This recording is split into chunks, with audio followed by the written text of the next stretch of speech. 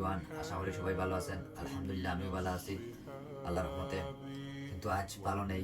বাংলাদেশের উত্তরা মাইলস্টোন স্কুলের একটি বিমান দুর্ঘটনায় যে ঘটনাটা হয়েছে আমাদের সবাইকে মর্মান্তিক ঘটনায় গভীরভাবে নাড়া দিয়েছে।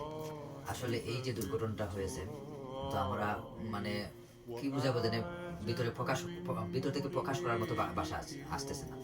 কারণ এই ছোট ছোট ভাই ও বোনেরা যারা অনেকে মৃত্যুবরণ করছে, অনেকে হসপিটাল গেছে, বা আশা করি যারা যারা মৃত্যুবরণ করছে তাদের আল্লাহ তাআলা তাদের মা বাবাকে ধৈর্য রাখার তৌফিক দান করতে, আর যারা হসপিটাল আছে তাদেরকে আল্লাহ তাআলা খুব দ্রুত সুস্থ করে তুলতা ইনশাআল্লাহ।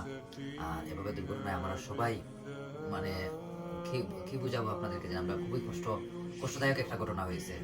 আর চোখের পানি আটটিয়ে আটটিয়ে রাখা যাচ্ছে না এই ঘটনা থেকে।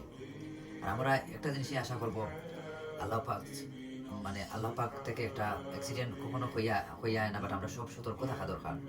এই অ্যাক্সিডেন্ট থেকে আমরা অনেকেই সতর্ক হবো যে অ্যাক্সিডেন্টটা আসলে যদি এই প্লেসটা, যে অ্যাক্সিডেন্টটা হয়েছে, যদি বিমানটা যদি সেফ প্লেস, তো পাইলট যে এটা প্রশিক্ষণ দিল সেফ প্লেস যদি হইতো, এটা যদি গণবসতি জায়গা না দিয়ে এটা দইতো, তাহলে হয়তো সেফ হইল না।